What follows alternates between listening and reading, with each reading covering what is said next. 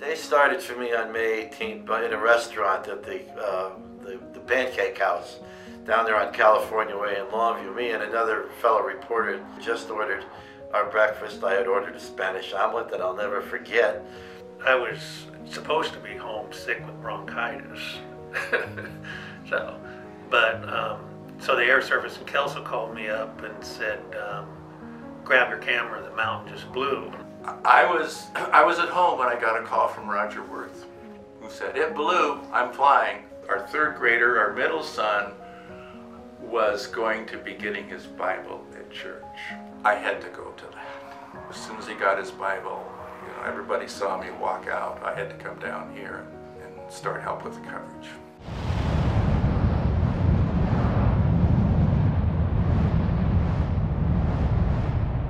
Well, as we all know, the eruption activity didn't start by May 18th. It started well before that, about 2 months. We covered these first eruptions with multiple page stories and would have like a page 1 index of what was going on before the big blast. And then the USGS told us that the mountain was bulging 5 feet a day on the north flank.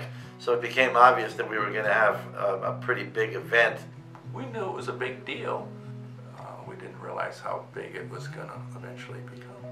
I mean, there's always news that you covered around town and everything, but as far as a full-blown disaster like St. Helens, no, no one had covered something like that around here. Yeah, we could see the eruption start. The cloud grew so big and so black so quickly that we knew that that major event had occurred. And everybody reported to work, like I said, voluntarily. Nobody had to be ordered to come in or to be, told that they had to, that all the hands were on deck. Everybody knew it was all hands on deck. And we knew we were facing a story of our lives because we had called Bob Gaston, the managing editor, to find out what to do. We told him the mountain was erupting. So he said, flip a coin. I won the coin toss, and I got to be the first reporter up there, I believe the first reporter, to fly around the mountain with Roger. I mean, I had an aerial view 2 or 3 miles from this big column of ash that was bursting out, filled with thunderbolts, and throwing rocks all over the place and sending mud down the rivers. Other newspapers sent people here, but not the first day. I was able to cover some things that there was no other news people around. We saw several bridges torn apart by the mud flows that came down. I mean, I approach my work as this is what I have to go do, and I have this responsibility to go out and get photos and show people what they can't see. So I'm their vehicle for seeing the destruction.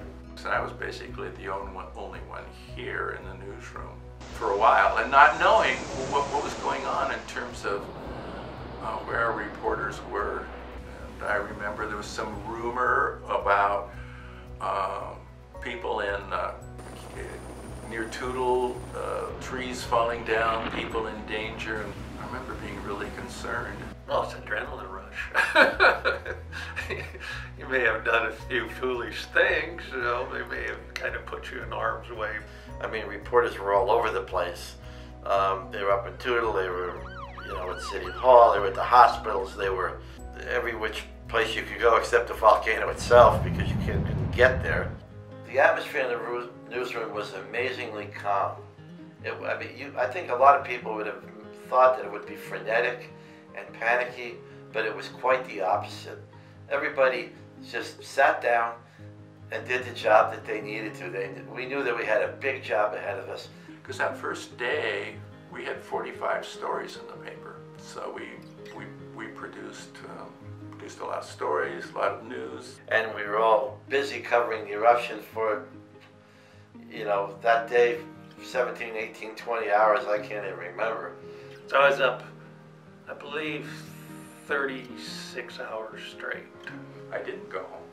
I spent the night, slept on the publisher's couch in his office, and very, very nervous. I mean, we had a paper to get out. The long term was, we just covered it as it unfolded, it's simply covering news. I mean, this was called a disaster without end, and here we are 40 years later, and we're still living with the aftershocks and the aftermath of the eruption.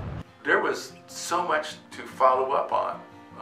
threat of flooding, how dredging was going to start, what the status of Spirit Lake was. So there were many real dangers our community faced. I mean, this community was compared to living under the sword of Damocles, you know, the sword that was going to smote down on it, you know, at a moment's notice and kill us all. So we carved out a team, I think of 5 or 6, and we would meet weekly to assess what was going on. What I did do is tell people, look, this is our story, and nobody's going to do it better than we are. But we covered the story week after week after week after week after week. We stayed with it. We still continue to stay with it. It's always been an important story to us. What made our coverage outstanding and valuable to our readers was just we kept with it long term. I mean, clearly the eruption put us as a newspaper on the map. I think the newspaper had enjoyed a very good reputation in this region, but how many small papers won a Pulitzer Prize? What I liked about winning was that it proved you can do big-time journalism in a small community. The day we knew they were going to be announced, put out a horrible paper full of typos. Everybody, we were all nervous, and finally got the message that we had won. I think we actually had champagne in the newsroom back then. I've always kind of considered it my own volcano in its own strange way. I call her my girl from time to time. But I always kind of keep in mind that it's not, I don't like to joke too much about Mount St. Helens because it was a tragedy. It was a tragedy of immense scope. 57 people lost their lives. You know, an immense forest got blown away. 200 homes got destroyed. I remember one guy was a ham radio operator, and he had permission to be in the red zone, but he wanted to figure out where to set up his motorhome.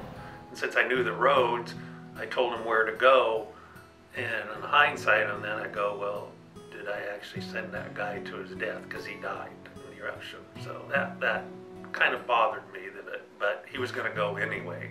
So, but you only start thinking about that years later. You don't think about that when you're working. It's the job, and you got to go. So that's what we did. I mean, all in all, I think we did what we could. It's 40 years ago. I do remember at the time kind of there were some things that I wish we had done differently. I think we covered a lot of Mount St. Helens. We had 400 local stories in the paper the first 2 weeks after the eruption. But even with that, and even with the multitude of stories that we did throughout that summer and into the fall, there was one major story we missed.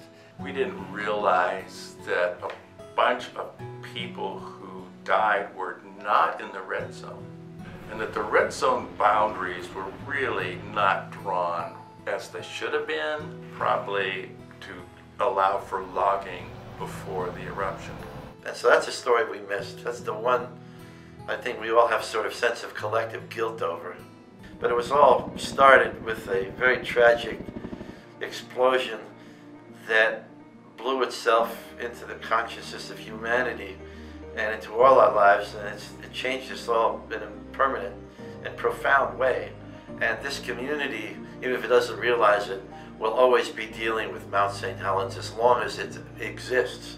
It's a story that's never going to end in a sense.